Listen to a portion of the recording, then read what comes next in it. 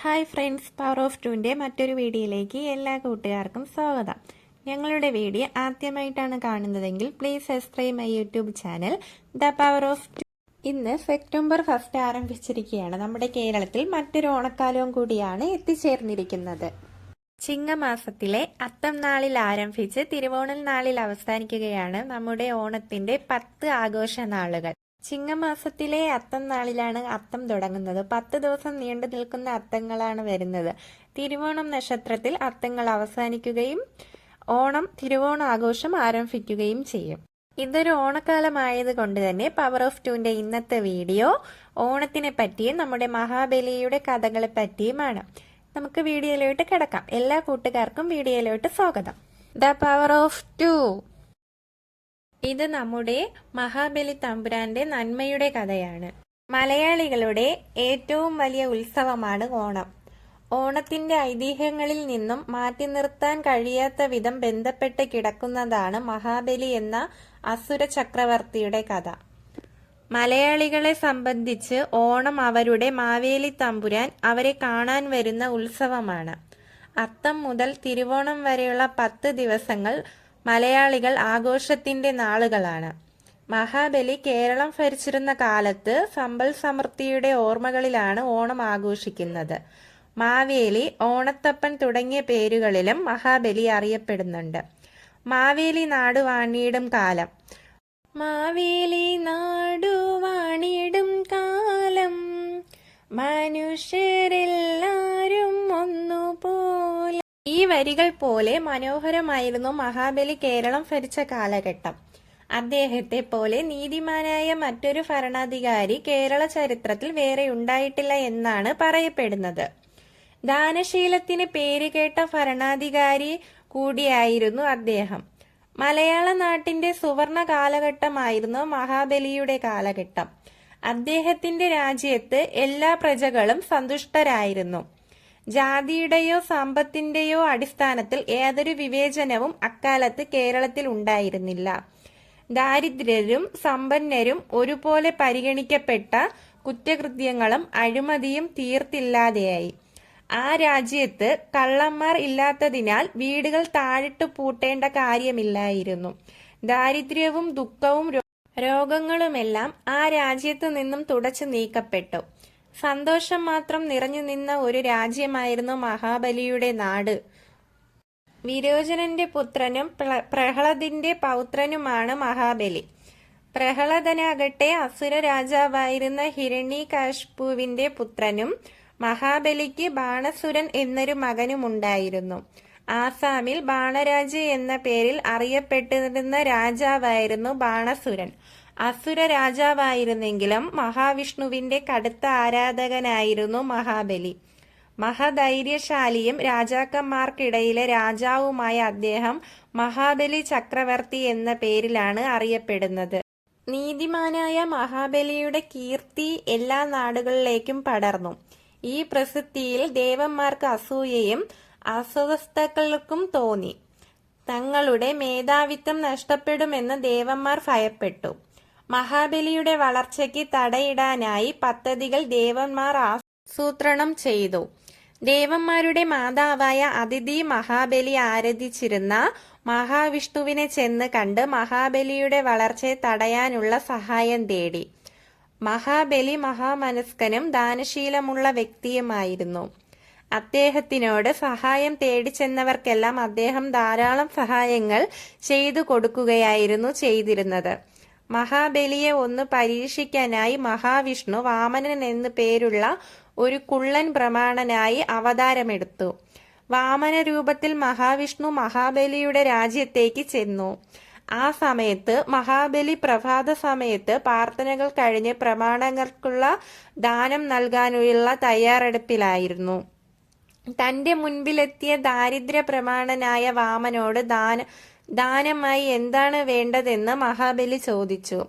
തനിക്ക് കുറച്ച് ഭൂമി മാത്രം മതിയെന്ന് വാമനൻ പറഞ്ഞു. എത്രത്തോളം ഭൂമി വേണമെന്ന് അദ്ദേഹത്തിനൊന്നും മഹാബലി ചോദിച്ചു. തന്റെ 3 കാലടി കൊണ്ട് അളക്കാവുന്നത്രേ ഭൂമി മാത്രം മതിയെന്ന് വാമനൻ പറഞ്ഞു. മഹാബലിക്ക് അല്പം ആചാര്യം തോന്നിയെങ്കിലും വാമനന്റെ ആവശ്യം അദ്ദേഹം അംഗീകരിച്ചു. എന്നാൽ വാമനൻ ഒരു സാധാരണ വ്യക്തിയല്ല എന്ന് മനസ്സിലാക്കിയ അസുര ഗുരുവായ ശുക്രാചാര്യർ വാമനന് ഭൂമി ദാനം ചെയ്യുന്നതിൽ നിന്നും മഹാബലിയെ വിലക്കി. പക്ഷെ കൊടുത്ത വാക്ക് പാലിക്കാതിരിക്കുന്നത് തെറ്റാണെന്ന് മഹാബലി ശുക്രാചാര്യനോട് പറഞ്ഞു. കുള്ളനായ ആ പ്രഭാണൻ മഹാവിഷ്ണു ആകുമെന്ന് മഹാബലി കരുതിയില്ല. അദ്ദേഹം ശുക്രാചാര്യരുടെ മുന്നറിയിപ്പ് ലംഘിച്ച് ഭൂമി എടുത്തുകൊള്ളാൻ വാമനനോട് പറഞ്ഞു. മഹാബലി വാക്ക് നൽകിയതോടെ വാമനന്റെ ശരീരം വലുതാകാൻ തുടങ്ങി. വാമനൻ പ്രപഞ്ചത്തോളം വളർന്നു. ആദ്യത്തെ കാലടിയിൽ വാമനൻ ഭൂമി മുഴുവൻ അളന്നു. രണ്ടാമത്തെ കാലടിയിൽ ആകാശവും അളർന്നു തീർത്തു. മൂന്നാമത്തെ കാലടി വയ്ക്കാനുള്ള സ്ഥലം എവിടെയെന്ന് വാമനൻ മഹാബലിയോട് ചോദിച്ചു. തനിക്ക് മുമ്പിൽ നിൽക്കുന്നത് ഒരു സാധാരണ പ്രഭണനല്ലെന്ന് അതിനോടകം തന്നെ മഹാബലിക്ക് മനസ്സിലായി.